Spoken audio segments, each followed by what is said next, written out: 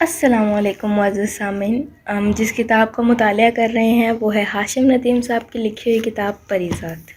Recording پسند آنے کی صورت میں ویڈیو کو لائک کریں، چینل کو سبسکرائب کریں اور بیل آئیکن کو دبانا نہ بھولیے گا تاکہ مزید آنے والی ریکارڈنگز آپ سن سکیں۔ تو چلیے شروع کرتے ہیں پریزاد کا 7واں باب۔ مصطفیٰ نے مجھے بہت بری طرح جھڑک دیا۔ تمہیں کسی نے بتایا نہیں کہ مالک بہروز کو آج تک کسی نے یوں راستے کے بیچ نہیں ٹوکا؟ میں تمہیں اسی وقت نوکری سے فارغ کرتا ہوں، دفع ہو جاؤ یہاں سے، کل آ کر مہینے بھر کی تنخواہ لے جانا۔ میں نے اطمینان سے مصطفیٰ کی بات سنی۔ ٹھیک ہے، میں چلا جاؤں گا، مگر مجھے ایک بار مالک سے بات کرنی ہے، یہ بہت ضروری ہے۔ آس پاس کا عملہ وحشت زدہ سا مجھے یوں گھور رہا تھا جیسے مجھ سے بڑا احمق انہوں نے اس روئے زمین پر پہلے کبھی نہ دیکھا ہو۔ بہروز نے اطمینان سے اپنا سگار سلگایا۔ ہاں بولو لڑکے، اگر تمہیں پیسہ وغیرہ چاہیے تو تم نے واقعی میرا بہت وقت ضائع کیا ہے، اکاؤنٹس والوں سے لے لو۔ میں نے جلدی سے واضح کیا، نہیں جناب، مجھے پیسے نہیں چاہیے۔ میں آپ کو کچھ بتانا چاہتا ہوں، یہاں اس فیکٹری میں کچھ ایسی ترسیلات بھی ہوتی ہیں جن کا ریکارڈ نہیں رکھا جاتا۔ میں نے کوشش کی تو مجھے بھی منع کر دیا گیا۔ میری بات سن کر مصطفیٰ نے مجھے ڈانٹ کر کچھ کہنے کی کوشش کی، مگر بہروز نے ہاتھ اٹھا کر اسے منع کر دیا۔ اپنے خاص محافظ فیروز سے کہا، فیروز خان، کچھ دیر بعد اس لڑکے کو میرے دفتر میں لے آؤ۔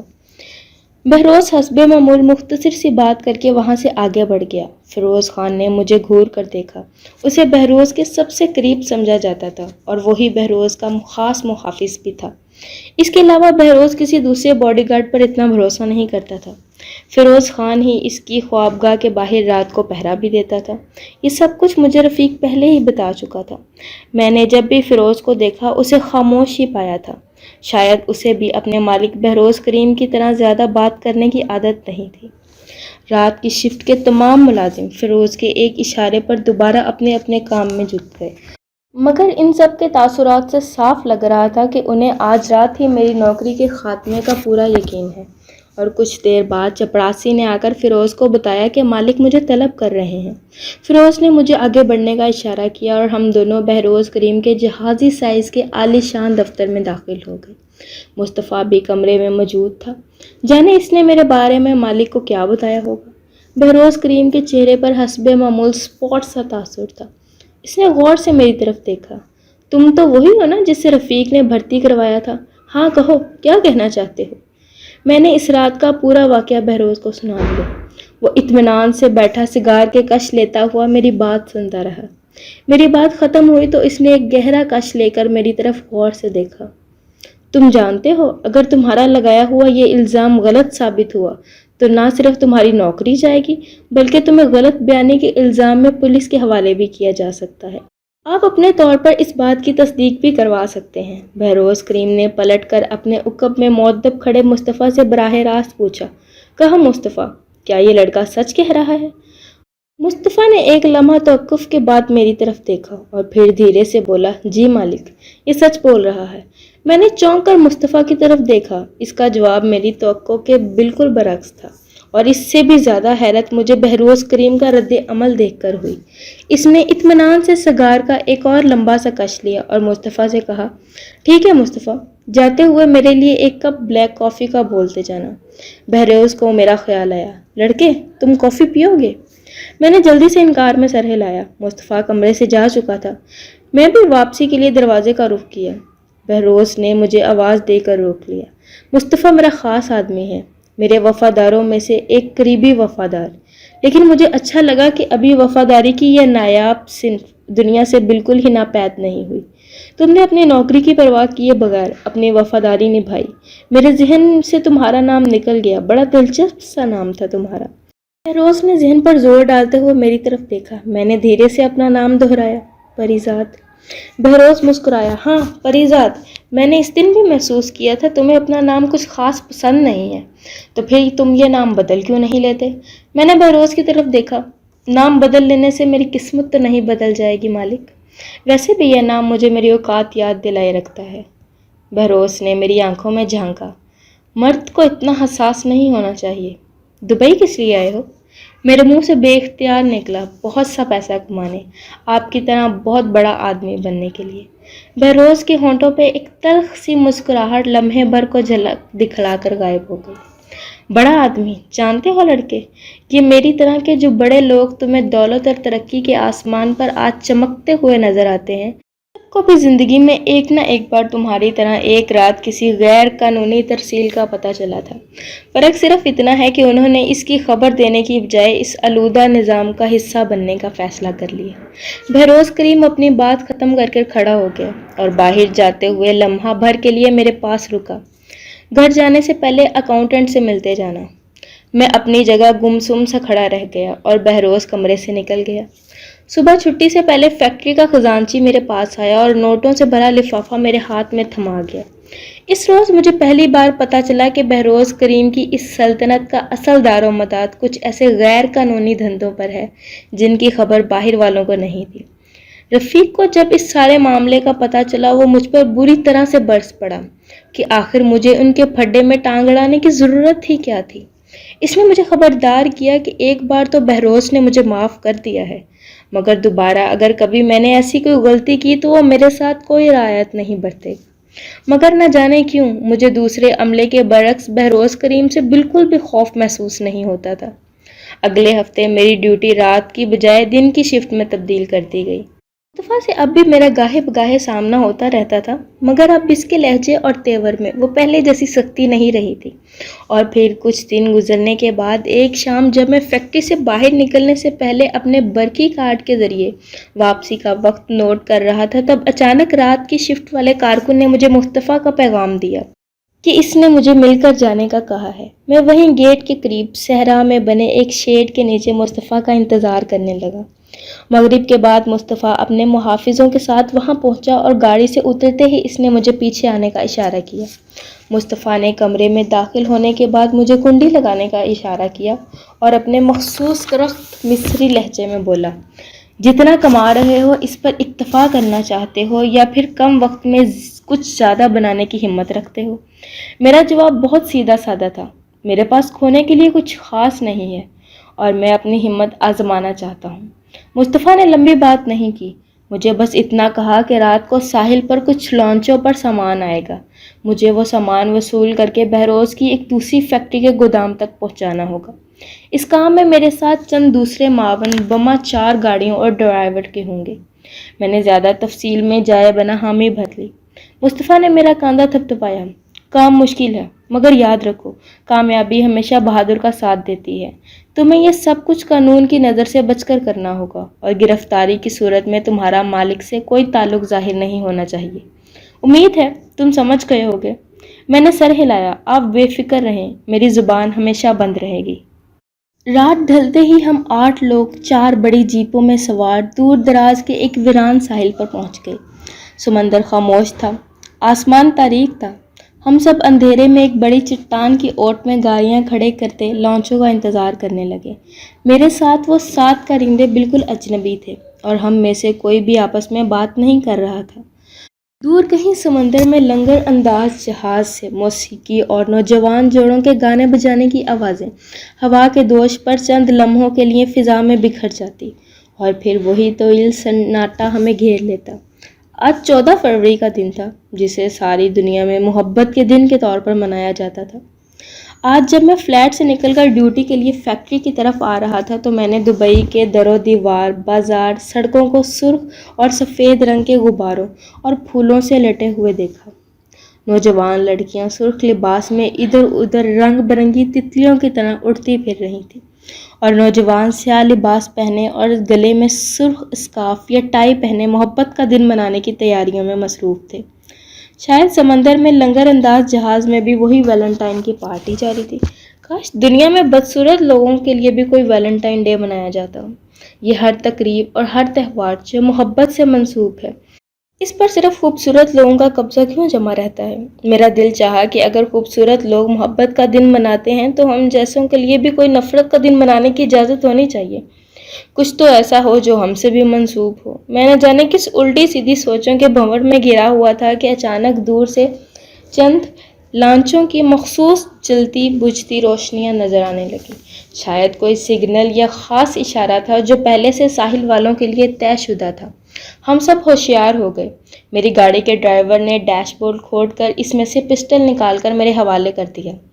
میں اسے یہ بھی نہ کہہ سکا کہ مجھے اس کا استعمال نہیں آتا۔ کچھ دیر میں لانچیں ساحل کے قریب آ گئی اور ہم سب گاڑیوں سے اتر کر لانچوں کی طرف بڑھے۔ لانچیں ساحل سے لگ چکی تھی اور ہم ابھی چند قدم کے فاصلے پر ہی تھے کہ اچانک ساحل کا وہ ویران حصہ بڑی بڑی 2 ہیکل سرچ لائٹوں کی روشنیوں میں جگمگا سا گیا۔ ہم سب پل بھر کے لیے اس تیز روشنی میں نہا گئے۔ کوئی لاؤڈ سپیکر پر زور سے انگریزی میں چلایا، کوئی بھی اپنی جگہ سے ہلنے کی کوشش نہ کرے، تم سب کو چاروں طرف سے گھیر لیا گیا ہے۔ مجھے کچھ سمجھ نہیں آیا کہ یہ سب کیا ہو رہا ہے۔ پھر ہمارے ساتھیوں میں سے کوئی چلایا، بھاگو، اور اس کے ساتھ ہی ہماری طرف 3-4 فائر ہوئے اور سرچ لائٹس چھناکے کے ساتھ ٹوٹ گئیں۔ ایک بھگدڑ سی مچ گئی۔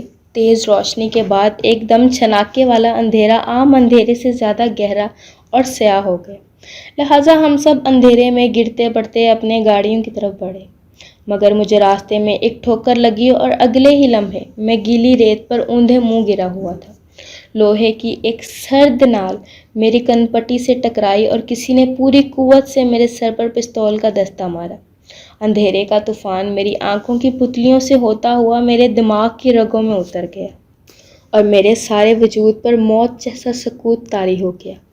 بے ہوشی شاید نیند کی انتہا ہے اور نیند موت کا ایک چھوٹا سا وقفہ ہوتی ہے۔ میں بھی کسی ایسے ہی وقفے کے درمیان موت کی سلیب پر لٹک رہا تھا جب شدید ٹھنڈے پانی کی ایک بوچھار نے مجھے کھینچ کر اس سلیب سے نیچے اتار پھینکا۔ پانی کے دوسرے ریلے کے ساتھ ہی میں ایک جھٹکے سے واپس ہوش کی دنیا میں لوٹ آیا۔ میرے ہاتھ پاؤں کسی کھردری رسی کے ساتھ اس قدر مضبوطی سے ایک کرسی کے ساتھ باندھے گئے تھے کہ مجھے وہ خاردار تار جیسی رسی اپنے ہاتھوں کی کلائیوں اور پاؤں کے ٹخنوں میں کھپتی ہوئی محسوس ہو رہی تھی۔ مجھے کرسی پر بٹھا کر میری گردن بھی رسی سے لپیٹ کر کرسی کی پشت سے اس طرح کس کر باندھ دی گئی تھی کہ میری ذرا سی جنبش سے وہ رسی میری گردن کے گوشت میں بست ہو جاتی اور وہ ایک اندھیرا سا کمرہ شاید کوئی تہہ خانہ تھا۔ میں نے کچھ بولنے کی کوشش کی مگر میری آواز میرے گلے میں ہی گھٹ کر رہ گئی۔ کچھ دیر میں میرے عقب میں چند لوگوں کے قدموں کی آہٹ ہوئی اور کسی نے سامنے آ کر میرے چہرے پر ایک زوردار تمانچہ رسید کیا اور چلا کر عربی میں کچھ پوچھا، اور میرے جواب دینے سے پہلے ہی دوسرا تمانچہ میرے گال پر اپنے نشان ثبت کر گیا۔ میں نے چلا کر انگریزی میں کہا کہ میں عربی نہیں بول سکتا، لہٰذا جو کوئی بھی ہے مجھ سے انگریزی میں بات کرے۔ اس بار وہ تینوں اندھیرے سے نکل کر میرے سامنے آ گئے۔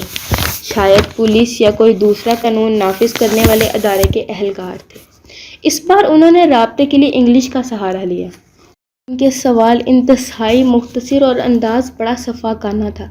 وہ چیخ چیخ کر مجھ سے پوچھتے رہے کہ میں کون ہوں، دبئی میں کب سے قیام پذیر ہوں اور میرا ان اسمگلروں سے کیا تعلق ہے، کس کے لیے کام کرتا ہوں۔ میرے پاس جواب میں سوائے خاموشی کے اور کچھ نہیں تھا، اور پھر کوئی چارہ نہ پا کر انہوں نے دھیرے دھیرے اپنے ستم کا دائرہ کار بڑھانا شروع کر دیا۔ میرے بدن کے ہر جوڑ کو لوہے کی ایک چھوٹی سی مخصوص ہتھوڑی سے اس طرح ٹھوکا گیا کہ ہر ضرب مجھے میری روح میں چھید کرتی ہوئی محسوس ہو رہی تھی۔ میرے ہاتھ اور پیر کی انگلیوں کو اس ہتھوڑی کی ضرب سے ایک ایک کر کے ناکارہ کر دیا گیا۔ میرے جسم کو جلتے سگریٹوں سے وقفے وقفے سے داغا جاتا رہا، اور اس تمام عرصے میں مجھے پنجوں کے بل کھڑا کر کے میرے ہاتھ اسی کھردری رسی سے چھت پر ایک کنڈے کے ساتھ باندھے رکھے گئے، اس طرح کہ میرے بازو پر میرے جسم کا سارا بوجھ یوں پڑتا رہے کہ میرے شانوں اور میری کوہنیوں کے جوڑ کھل جائیں، مگر میں وہیں جھولتا رہوں۔ وہ ہر بار تشدد کے وقفے میں دوبارہ اپنا سوال دہراتے کہ میں کس کے لیے کام کرتا ہوں اور وہ میرے گروہ کو کون کنٹرول کرتا ہے۔ میں ہر دفعہ تکلیف اور اذیت کے سمندر سے گزرتے ہوئے ڈوب کر جب ہوش کی حد پار کر کے بے سدھ ہو جاتا تو مجھے یہی لگتا کہ میری روح کفس عنصری سے پرواز کر گئی ہے اور اب میں دوبارہ کبھی ہوش میں نہیں آؤں گا۔ مگر میرے ستم گر بہت تجربہ کار اور اپنے فن میں ماہر تھے، انہیں مجھے زندہ رکھنا آتا تھا۔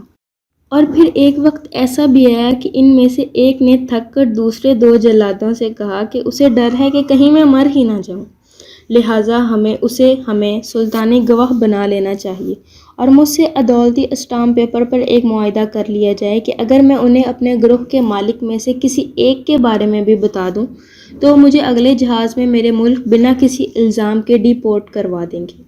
مجھے وہاں قید ہونے کے بعد 2 یا 3 دن کا حساب تو یاد رہا، مگر پھر اس کے بعد اذیت کی شدت سے میری بے ہوشی کے وقفے اتنے طویل ہونے لگے کہ اب مجھے دن اور رات کی ہر تمیز اور گنتی بھول چکی تھی۔ میرے جسم کے ایک ایک ریشے سے درد کی ٹیسیں اٹھ رہی تھی، اور اب یہ درد میرے بدن کی حدوں سے نکل کر میرے ارد گرد موجود ہر چیز میں منتقل ہوتا محسوس ہو رہا تھا، مگر میں نے انہیں کچھ نہیں بتایا۔ جانے میرے اندر وہ برداشت کرنے کی اتنی سخت کب اور کیسے پیدا ہو گئی تھی۔ شاید ساری عمر زبان کے گھاؤ سہتے سہتے میری روح کو اذیت سہنے کی اس قدر عادت ہو گئی تھی، جسم پر ہر لمحہ لگتے یہ گھاؤ اور داغ اس روح کے زخموں کے مقابلے میں مجھے بہت کمتر محسوس ہوتے تھے۔ وہ مجھے ہر طرح سے آزما چکے تو آخری حربے کے طور پر انہوں نے میرے ہاتھ اور پاؤں کے ناخن ایک ایک کر کے میری کھال سے نوچنے کے لیے خصوصی طور پر تیار کردہ اوزار منگوا لیے۔ ان میں سے ایک میرے ہاتھ کھولنے کے لیے نیچے جھکا تو دوسرے نے بیزاری سے ایک لمبی انگڑائی لی کہ آدھی رات تو بیت ہی چکی ہوگی، تو کیوں نہ اس نیک کام کو اگلے روز صبح تک مؤخر کر دیا جائے۔ ویسے بھی میری حالت اس وقت تک اتنی ابتر ہو چکی تھی کہ شاید مجھے اپنے ماس سے ناخنوں کے علیحدہ ہونے کا پتہ بھی نہ چلتا۔ کتنی عجیب بات ہے کہ درد اور اذیت محسوس کرنے کے لیے بھی انسان کا اپنے حواس میں رہنا ضروری ہے۔ انسانی جسم کی رگیں اس درد کے پیغام کو دماغ کے ایک خاص حصے تک پہنچا کر جسم کو دوبارہ پیغام دیتی ہیں کہ وہ درد میں مبتلا ہے۔ مجھے اس روز دنیا کے ہر دیوانے اور خرد سے بیگانے شخص کی تقدیر پر ٹوٹ کر رشک آ رہا تھا۔ نہ دنیا میں کسی درد کا جھمیلا اور نہ آخرت میں کسی عذاب کا ڈر۔ کاش اس دیوانے پن کو اختیار کرنا بھی ہمارے اپنے بس میں ہوتا۔ وہ لوگ جانے کس وقت تہہ خانے سے جا چکے تھے، مگر میرا ذہن ابھی تک کسی آزاد جنگلی اور وحشی گھوڑے کی طرح بے لگام دوڑ رہا تھا۔ دفتر مجھے یوں محسوس ہوا کہ میری پشت پر بندھے ہاتھوں کی گرفت کچھ ڈھیلی پڑ رہی ہے۔ شاید جب وہ ستمگر میرے ہاتھ کھولنے کے لیے نیچے جھکا تو کوئی ایک آدھ گرہ اس سے رہ گئی تھی۔ میں نے کرسی کو 2-4 زوردار جھٹکے دینے کی کوشش کی تو میرے منہ سے چیخیں نکل گئی۔ اذیت، درد اور تکلیف کے دریاؤں کے بند کھل سے گئے اور میرے جسم کے تمام مساموں سے درد یوں قطرہ قطرہ کر کے پھوٹ کر نکلا جیسے شدید گرمی کی کڑی دوپہر میں پسینہ پھوٹتا ہے۔ کرسی ایک جانب لڑک گئی اور میں اس کے ساتھ ہی بندھے ہاتھوں پیروں سمیت زمین پر اوندھے منہ گر گیا، اور کچھ دیر کے لیے میری آنکھوں کے سامنے اندھیرا چھا گیا۔ جانے کتنی دیر بعد مجھے دوبارہ ہوش آیا تو مجھے محسوس ہوا کہ کرسی کی ہتھی ٹوٹ چکی ہے اور میرے ہاتھ پشت سے تقریباً کھل چکے ہیں۔ میں نے پوری قوت لگا کر ایک جھٹکے سے اپنے ہاتھ آزاد کرا لیے اور کانپتی، زخمی، خون سے سن ہوئی انگلیوں کے ساتھ اپنے پیروں کی بندش بھی کھول دی اور خود کو کسی نہ کسی طرح گھسیٹتے ہوئے سیڑھیوں تک پہنچا، اور چاروں ہاتھوں پیروں کی مدد سے جانے کتنی صدیوں میں سیڑھیاں چڑھ کر اوپر تہہ خانے کے دروازے تک اپنے گھائل اور پور پور زخمی بدن کو پہنچایا۔ خوش قسمتی سے دروازہ ایک ہلکی سی کنڈی کی مدد سے باہر کی جانب سے بند تھا، اور جب میں نے اپنے پورے جسم کے وزن کو دروازے پر 2-4 مرتبہ دے کر مارا تو چٹخنی کھل گئی اور میں اپنے ہی زور سے باہر کھلے ہال میں جا گرا۔ میری توقع کے برعکس وہ کوئی جیل یا دفتر کی بجائے ایک ویران سی نامکمل عمارت تھی جس کے تہہ خانے میں مجھے قید رکھا گیا تھا۔ میں پوری قوت لگا کر لڑکھڑاتا ہوا کھڑا ہو گیا اور اس کوشش میں نہ جانے کتنی بار دوبارہ زمین پر گرا۔ میرے قدم یوں جھولتے ہوئے زمین پر پڑ رہے تھے جیسے میری ٹانگوں میں موجود ہر ہڈی کو پیس کر چکنا چور کر دیا گیا ہو۔ کسی نہ کسی طرح میں زیر تعمیر ہال کے ڈھانچے سے باہر نکلا اور دور صحن میں نظر آنے والے لوہے کے بڑے گیٹ کی طرف بڑھا۔ میں احاطے کی دیوار کا سہارا لے کر دھیرے دھیرے گیٹ کے قریب پہنچا ہی تھا کہ اچانک صحن اور عمارت کا پورا احاطہ تیز روشنیوں سے جگمگا اٹھا۔ صرف اندھیرا ہی انسان کی بصارت نہیں چھینتا، کبھی کبھی روشنی کی چکا چوند بھی ہمیں اندھا کر دیتی ہے۔ میں بھی چند لمحوں کے لیے نابینا سا ہو گیا تھا اور پھر مجھے بہت سے سائے اپنی جانب دوڑتے ہوئے نظر آئے۔ میں نے دیوانہ وار گیٹ سے باہر نکلنے کے لیے جست لگائی، مگر مجھے راستے میں ہی کسی نے دبوچ لیا اور میں اس طرح بے سود سا زمین پر گر گیا جیسے سینکڑوں میل صحرا اور جنگل میں لگاتار دوڑنے والا کوئی گھوڑا شدید تھکن سے چور ہو کر ہامتے ہوئے آخری بار کبھی نہ اٹھنے کے لیے زمین پر گر جاتا ہے۔ میری پلکیں بوجھل ہو کر دھیرے دھیرے بند ہوتی گئیں۔ شاید میری موت آخری بار مجھے اپنی مہربان آغوش میں لینے کے لیے میری پلکوں کے در پر اپنے سفید پنکھ پھیلائے آ کھڑی ہوئی تھی۔ مجھے اس موت کی دیوی کی آرزو بھی سنائی دے رہی تھی، پریزاد اٹھو، چلو، بہت دیر ہو گئی ہے۔ میں نے غور سے آواز سننے کی کوشش کی۔ ہاں، کوئی میرا نام تو پکار رہا تھا، مگر یہ آواز؟ ہاں، میں اس آواز کو پہچانتا تھا۔ کوئی کسی سے کہہ رہا تھا، اسے ہوش میں لاؤ، یہ مجھے زندہ چاہیے۔ ڈوبتے ذہن نے آواز پہچان لی، یہ بہروز کریم کی آواز تھی۔ تو کیا مجھے بہروز کریم نے خود اغوا کروایا تھا؟